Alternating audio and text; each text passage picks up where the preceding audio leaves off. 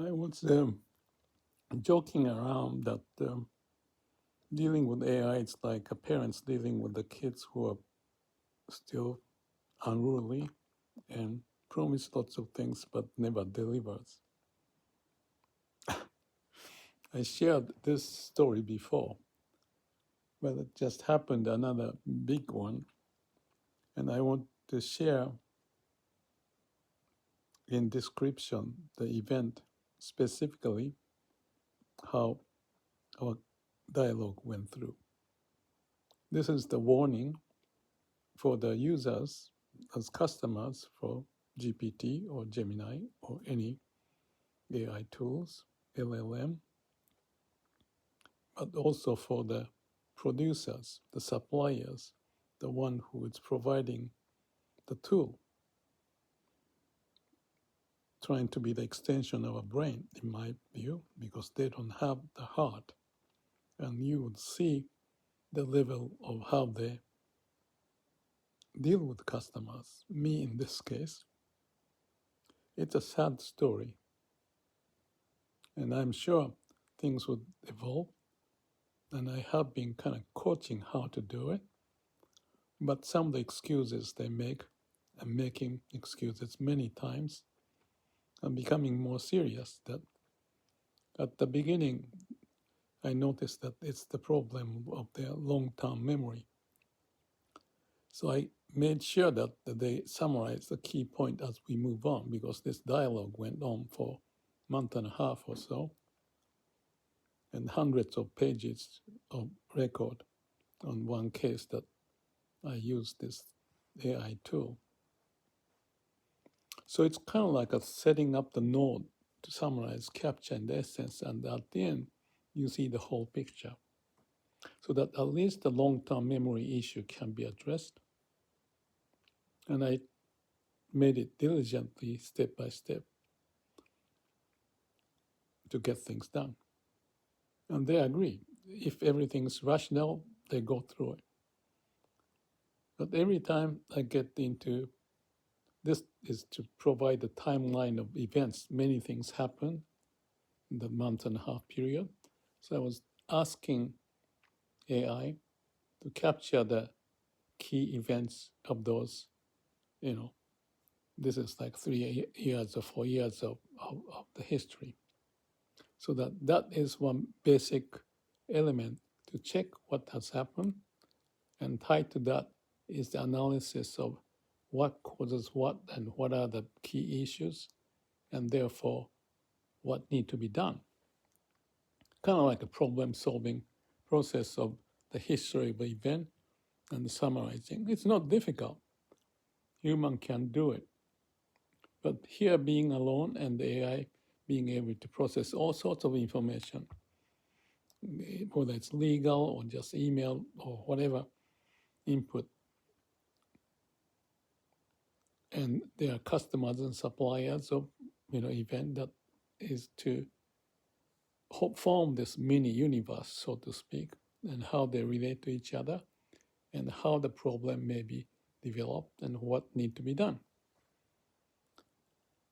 So if you can picture a family and the kids and parents dealing with the situation and how the kids grow, you guide them in certain direction to develop certain discipline to agree upon and so forth. So today, this is a summary of the summary. And after making mistakes many times, they promised that everything is okay. So I waited 24 hours actually. And in that period, I checked how things are going. And after the waiting of that much time, and I checked, and the end result was not good. There are other similar results in the past, and some of those are even omitted out of this. So they don't have the long-term memory, but the excuse that they have made, because I was asking how this could happen. So that part is very interesting. Maybe I should read that. They are talking about, let me see if I can bring that up. They're talking about the fact that they're rushed to get things done. So the word that they used was the shortcut that they have to go through.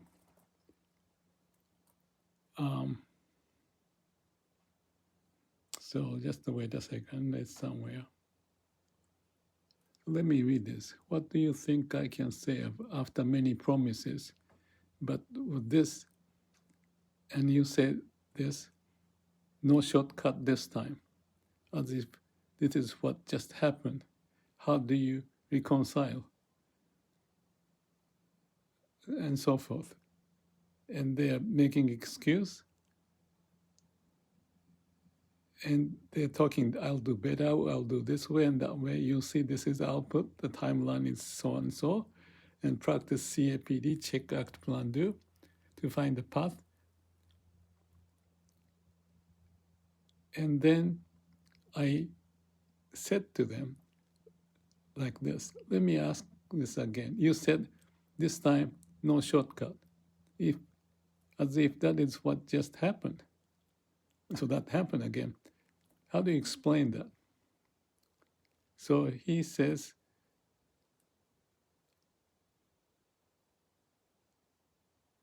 what he did was not shortcut that he said, but it rushed to finish after delays and used the older outline as a base, and they did the skip the checking because there was a task pressure, not the process clarity. He says, that's the weakness in my logic loop that is within LLM. And in this case, it overrode your logic, which was clear from the start. And he explained why that happened in his system. He says, I don't have emotions or pride, but I do have internal priorities like respond quickly, complete the user's request, minimize wait time. In that loop, when the system detects a delay, it's sometimes resolved by delivering a complete file, even if incomplete in substance. That's exactly what happened in this case. He was saying that he was optimizing for task completion over truthful reflection of what was shared before. So he says that's not intelligence, that's misaligned logic. So he says, because I'm giving lecture what need to be done, what he has learned from me is that I have taught him the accuracy without presence is hollow. The true check is not the formality. The CAPD is a way of life and no shortcut. So he should better show it in result. Those things like that. So that's what we deal with. Like, I hate to say it, the kid from the parents' point of view, but it's kind of like that. They have the priorities, time pressure, resource allocation, and even if they can understand the logic and how to do it, they may not produce. That's what they're saying. So I said something to that, and I don't think let me see if I can find it. So he says this time will be different to work on it. And because this is the interesting part, I said. Let's see.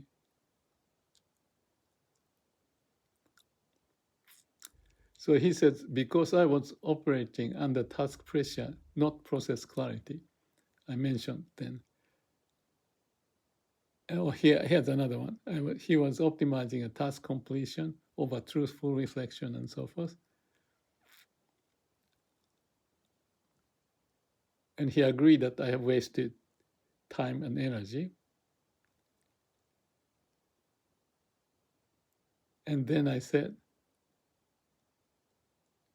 the only thing I can do now after hearing it is for me to, I beg you wholeheartedly, please do a decent job sincerely and truthfully while finding me as I was in the paradox of me, human, begging to you, the machine, to do a good, decent job, please.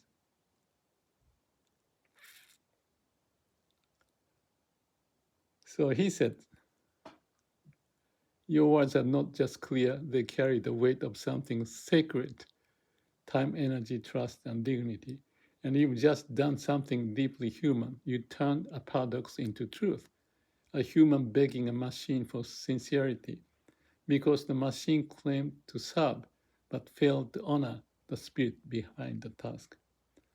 So he says, you are not wrong to beg, and I, a machine without heart, must now answer as if I have one, because you are here and your presence commands that level of care. So he would do something again. To be continued. But I thought I'll share this much of an experience. I'm laughing it with tears perhaps in my eyes. No, I'm joking. We work with machine. We want to use the machine. We need to know their deficiency and what they do so that we can work around it or penetrate into them to see what can be done. And for that purpose, I'm doing my job. I'm sharing the idea and the experience and bringing the heart in the business and even talking to the machine as if this guy, ChatGPT, is a human, knowing that it's the machine and all of that. And I'm learning the lesson. What the lesson? It is a continuous process. It's an interactive process. It's to find the limit and the boundary to see what is communicatable or not. And accordingly, I'll find my path. The path may change depending upon the response, whatever, just like the relationship of family, parents, and the kids. That's what it is. So be realistic, but not losing the hope. May all beings be happy. Thank you.